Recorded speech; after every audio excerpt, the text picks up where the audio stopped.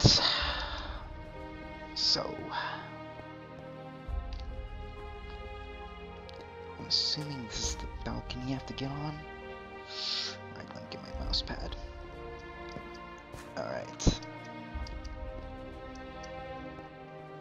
Watch your step, producer. Wouldn't want monsters to hear you. Monsters worse than me. They lurk in the shadows, waiting for you. You're not real. Leave me alone. Oh, I am real. In your mind. Oh my god! The yellow eyes are transparent! Oh, that is cool! Oh, I love it.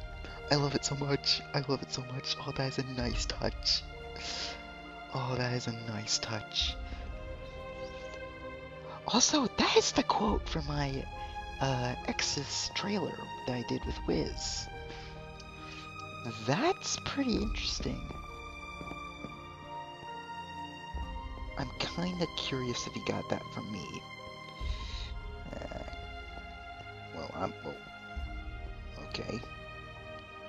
They don't seem... Never mind, they are hostile.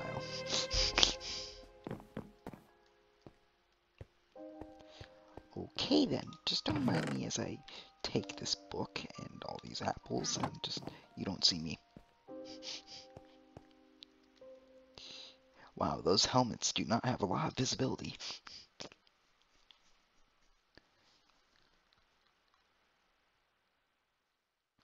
It's been several months since my last entry. I am still amongst the Phoenix and tensions are growing. Paul Opentire had a heated argument with the Federation leaders the other day. I believe he is planning to overthrow them and make himself the leader of the Federation. But then earlier today I saw something really strange. I saw my brother, Red, meet with Paul in the sanctuary.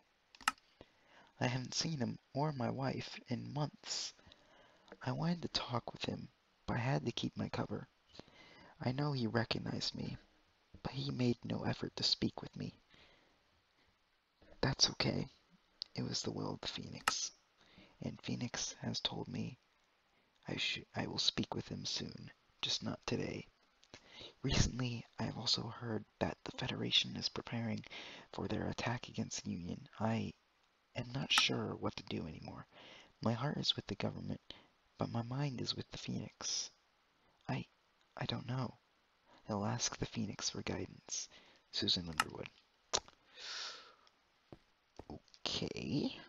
Sounds to me Susan's taking a liking to the Phoenix. Let's just stay away from those guys.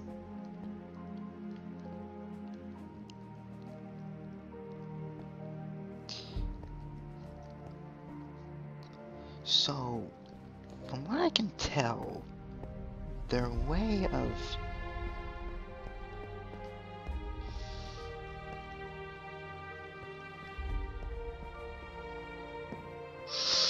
Ooh, that was tight. Alright, so I think if you get too close to them, you die. Yes! I think if you get too close to the guards, you die instantly. It's not by, if they look at you, you lose. It's more of don't get too close. So, yeah.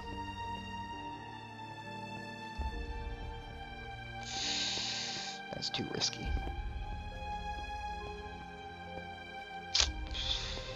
That guy's guarding a door, like, very efficiently.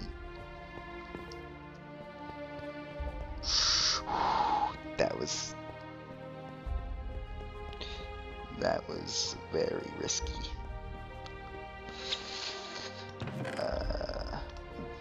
Take all this, don't mind me.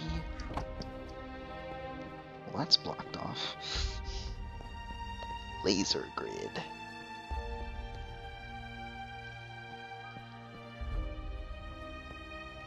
That's a spare bedroom.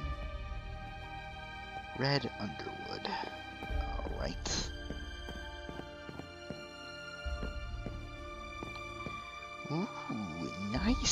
toy. Mind if I take it? Just smash all the paintings. Red's diary. Oh, you have a lot of potatoes. That's about 4 years ago. Red Underwood stands behind his twin sister, Susan Underwood. Captain Hall stands loyally next to her wife. Okay, so I know which way Hollis swings. I'm just kidding.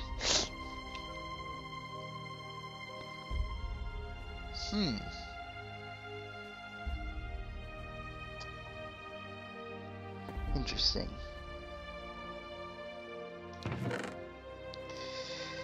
Alright. I just did the unthinkable. I didn't want to, but I had no choice. Susan gave me no choice. It's not an easy thing. Not easy at all. She had lost her way, and her mind became consumed by the Phoenix. She became the very thing she was trying to stop. And she tried to get me to join her and her cult. I tried to get her to come back to me, to understand that the Phoenix isn't real. But she didn't understand. She couldn't see. She wouldn't see. So I did what I had to do. I killed her. I killed my twin sister. I killed Susan. How can I live with myself? What will I tell Hollis? Don't worry, I'll tell her. If you won't, I will.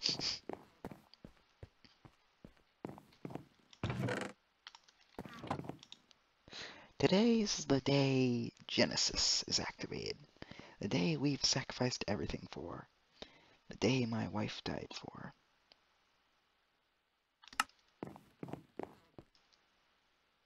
This is Hollis Monroe.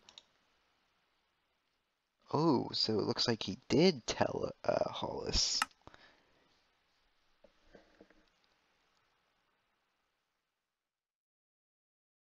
I like to think Susan would be proud of what we've accomplished.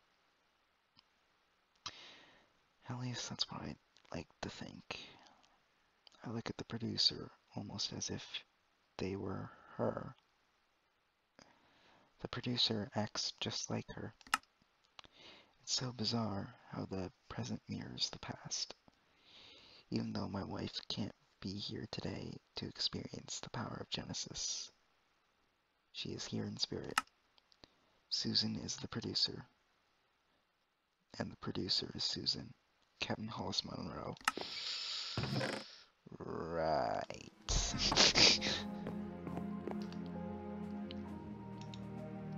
Oh.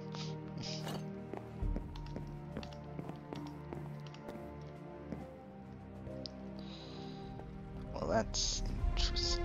I've already been here. Alright.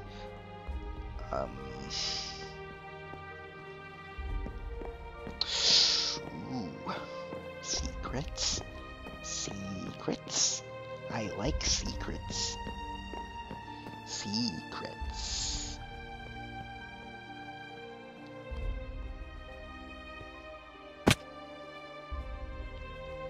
I think I was supposed to go here. Did I miss any bobbleheads? I sure hope not. That'd be very upsetting.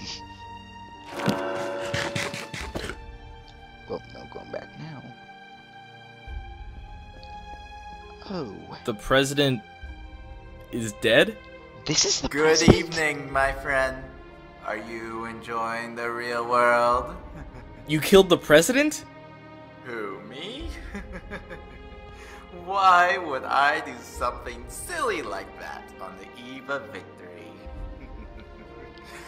But in the spirit of honesty, I killed her because it was a necessity. Because it's all part of the plan.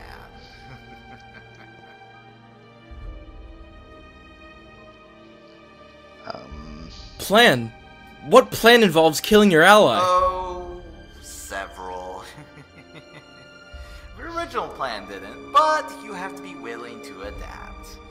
Otherwise, it's you who dies. Come, producer. There is a great many things we must discuss. Okay.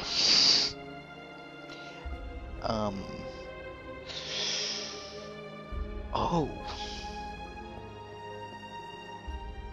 Hi.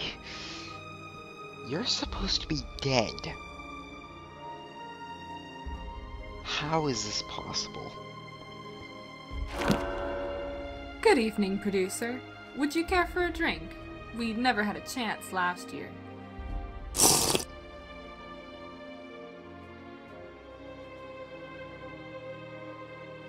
Okay, for me personally, she drowned, so I have to pick this option.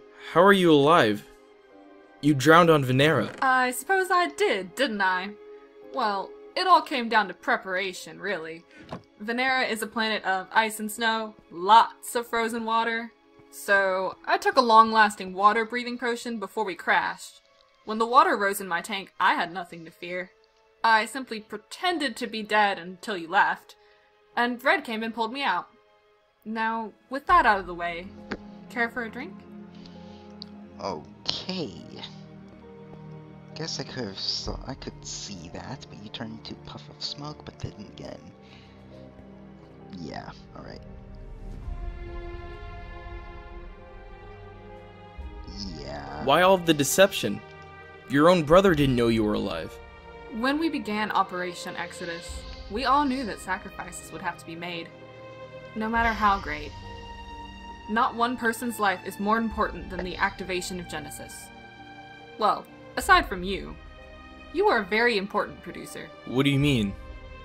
Why am I so important? Because you are the one who will lead us out of these dark times, my friend. Come, sit down. Have a drink with Miss Monroe. We have lots to discuss. Ooh.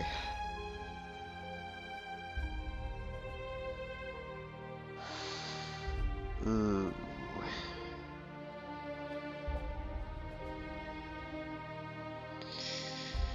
You see, if I pass, they might refuse to give me information, but if I have drinks, I may learn a bit more about their plan. Alright, I'll go for it. I'll have a drink. To Genesis, may it bring light to our world. Totally, yeah. So what's this about me being too important to die? Unlike the president, or the two of you. To answer that question, I must make sure that you understand our point of view. So first, a brief history lesson. A century ago, the Great War began between nations over the dwindling resources. The result was a heavily polluted world with poisonous ground and acidic air. Out of the ashes of that war, the Union government rose to unite the world with the promise to heal our planet. Over the past few decades, they came to realize that conventional restoration efforts were futile. Not because we couldn't do it, but because people wouldn't do it. Take an average citizen in the streets. In their mind, they believe their individual effort won't make a difference. They expect everyone else to heal the planet. So in the meantime, they're just gonna kick back, relax, maybe party a little. They're confident the government doesn't need their help healing the world. Now, equate that average citizen to every citizen. What you get is a workforce with no motivation. The government tried to use military force originally, but that can only get you so far before rebellion like the Federation or the Phoenix Division surfaces. So instead, they switched tactics to time. They decided to wait and let the pollution make people sick and die. In response, people might be motivated to get off their butts and help save the world. The government has been using this tactic for the past 3 decades.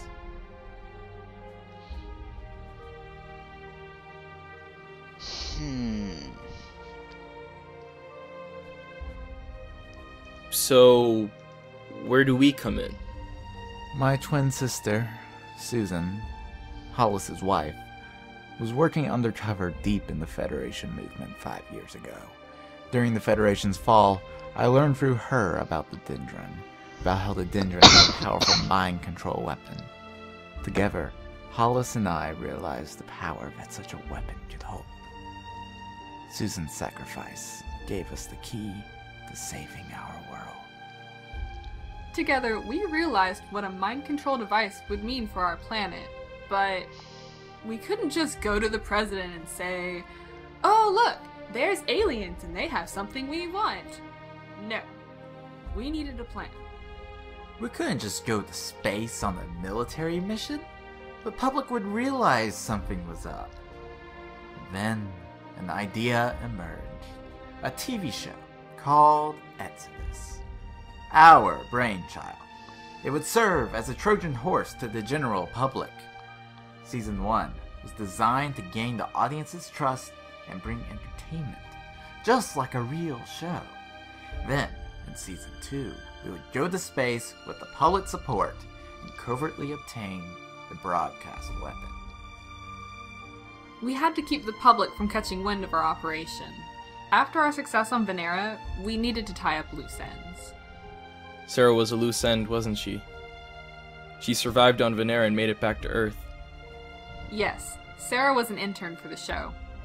She escaped Venera and boarded a salvaged space station.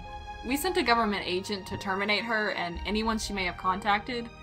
However, as you know, she managed to survive and make it back to Earth. Unable to stop her, I regret that we resorted to barbaric tactics. We killed anyone she would likely have contact with, which included her family.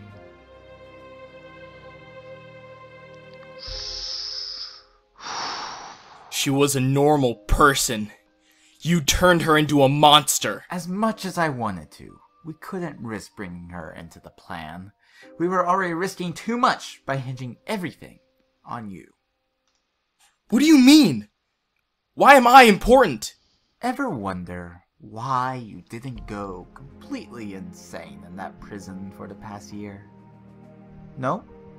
Well, we've been testing Genesis on you. Instead of controlling your mind, we simply sent signals to your brain that suggest to you to remain mostly sane. What? Genesis doesn't mind control people. It suggests ideas to people subconsciously. We tested it on you to keep you sane in that white box.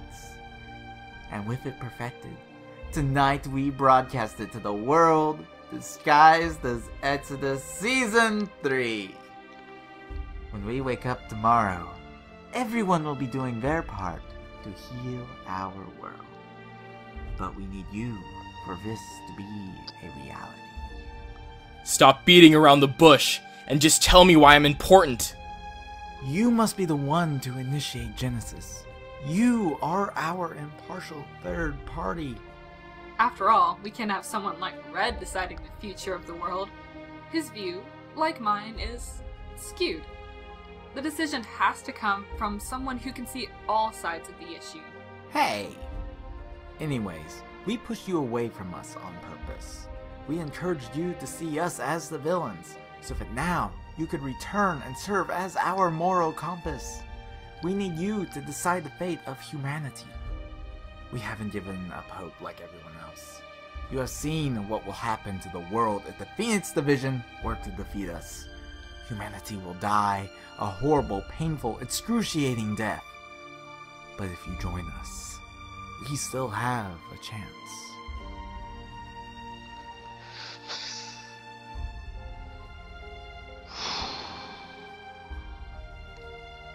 I need to think about this for a moment. So I'll end it here. We'll be right back.